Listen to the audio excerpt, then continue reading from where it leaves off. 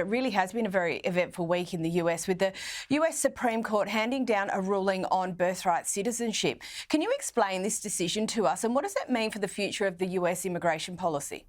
Sure. So this case was litigated as the so-called birthright citizenship case, but the actual ruling on Friday, Caroline, did not address the 14th Amendment birthright citizenship question. And I know that's going to sound a little peculiar and odd there, but it's because of the way that this was litigated. So the Trump Department of Justice and the Solicitor General John Sauer tried to make an appeal to the Supreme Court, not necessarily on the underlying substantive question as to whether the 14th Amendment requires that the children of legal aliens be granted U.S. citizenship. Rather, he was trying to make an appeal to the justice that the scope of lower court relief should not include the so-called nationwide injunctions that have hamstrung the Trump presidency ever since January there. So that was actually all that the justice ruled on. Now, having said that, with that large caveat, I'm pleased to report that it was a fantastic ruling. It was a fantastic 6-3 ruling written by Justice Amy Coney Barrett, one of the more moderate Republican nominated justices on the court, a justice who I certainly have been critical of at times myself.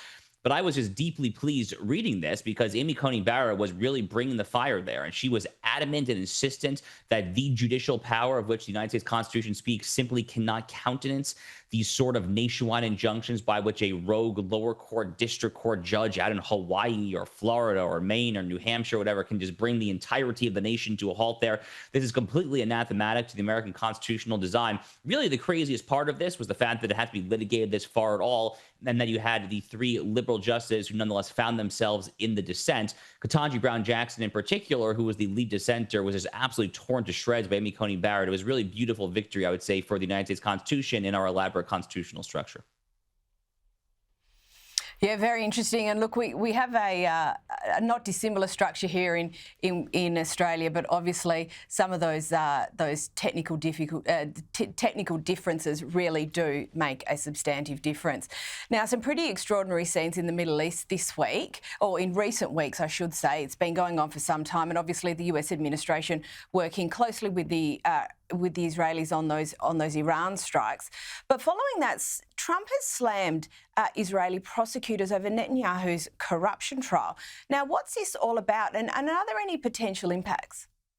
So I was really happy to see Donald Trump do this because I've been saying for years, Caroline, that the plight of Donald Trump here in the United States when it comes to what I've referred to as the Democrat lawfare complex, Jack Smith and all the various moving parts there, Fonnie Willis, Alvin Bragg, all the various Democrat prosecutors that were trying to throw him in jail on invariably bogus and ridiculous charges. It's actually shockingly similar to what Bibi Netanyahu has been facing over in Israel for at least 4 or 5 years now. I mean, a lot of these prosecutions go back even further there than they have for Donald Trump here in the United States there. And, you know, I don't live in Israel. I'm not an expert on each and every case there, but broadly speaking, they're based on what I reviewed. I mean, this is just extraordinarily silly stuff. I mean, the Netanyahu's accept cigars from a donor and that therefore he's the most corrupt person in the world there. It's patently silly. And it's made even more silly by the fact that during the 12-day war, the war against Iran, that was just extraordinarily successful for both Israel and the United States there, they were literally trying to drag Netanyahu and to depose him during the midst of this conflict. The day after the war ended, if I'm not mistaken, the judge in Tel Aviv put out a writ to say, okay, Mr. Prime Minister, now come back to our court there.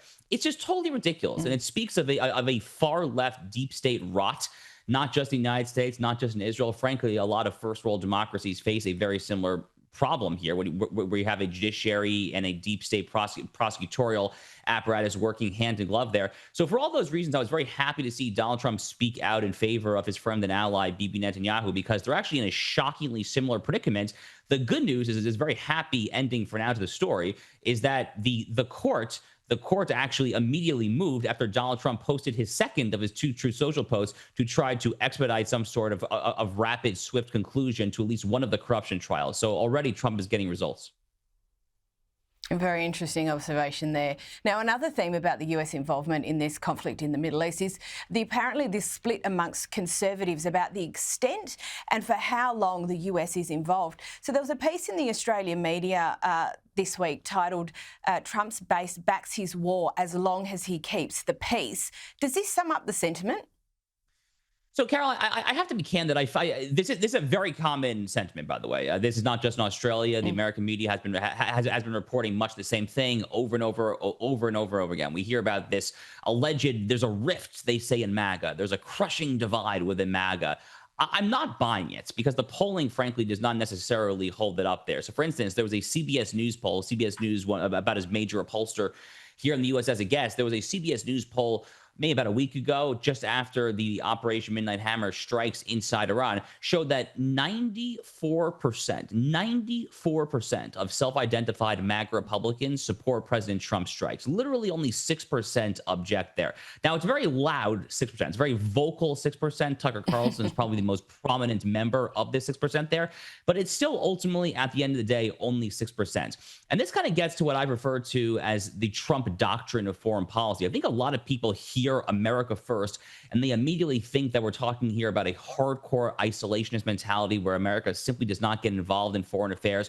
But anyone who was paying any attention to Donald Trump's first term in office knows that's not his foreign policy there. Donald Trump is still the same guy who took out Qasem Soleimani, the Iranian arch terrorist, in 2020. He took out the founder of ISIS, Abu Bakr al-Baghdadi, the year prior. He was very tough on Russia when it comes to missile defense. And on we go there. So Donald Trump is not an isolationist. He's also not a moralistic George W. Bush era neoconservative. He is a nationalist and a realist, but he's not afraid to strike out in overwhelming, powerful fashion to defend the concrete core American national interest, with the big caveat that after that, he wants to get the heck out and not send in the nation building crusades there. That's exactly what happened in Iran. It was a smashing success, and that's why 94% of MAGA Republicans support it. Yeah, excellent. Thank you for that. Definitely improved my understanding on that point. Now, we understand Florida is building a detention centre for undocumented migrants. It's been dubbed Alligator Alcatraz. It appears to be working politically very well for DeSantis. There is some blowback. Take a look at this. Wherever your spiritual place is, find it in your hearts to pray for these people who are lost so that they can become human beings again. Because if they're human beings again, this will stop. There's always a protest, but you know, this is what people in the US voted for. What is the broader sentiment in Florida around the construction of this detention centre? Well, I do live in Florida. I live not too terribly far from the Everglades, which is where Alligator Alcatraz is going to be constructed there. Look, this is a brilliant move by our amazing Governor Ron DeSantis, our amazing young Attorney General James Uthmeyer, who was formerly the governor's chief of staff. Now he's our Attorney General there. They're working hand in glove to get this thing up and running there. They're trying to do a number of things, but the number one thing that they're trying to do, Caroline, is to establish Florida as the red state that is most willing, able, and eager to assist President Donald Trump, to assist DHS Secretary Kristi Noem, to assist our so-called border czar, Tom Homan, in effectuating what Tom Homan has referred to as the largest mass deportation operation in the history of the United States there. Once upon a time, Florida was a swing state. This is the state that decided the 2000 presidential election. Once upon a time, Florida was a state actually that, although people here didn't want to talk about it, there were a lot of corporations that benefited from illegal alien labor. All of that has changed under Governor DeSantis. Governor DeSantis is many things. He's a brilliant leader, a brilliant statesman.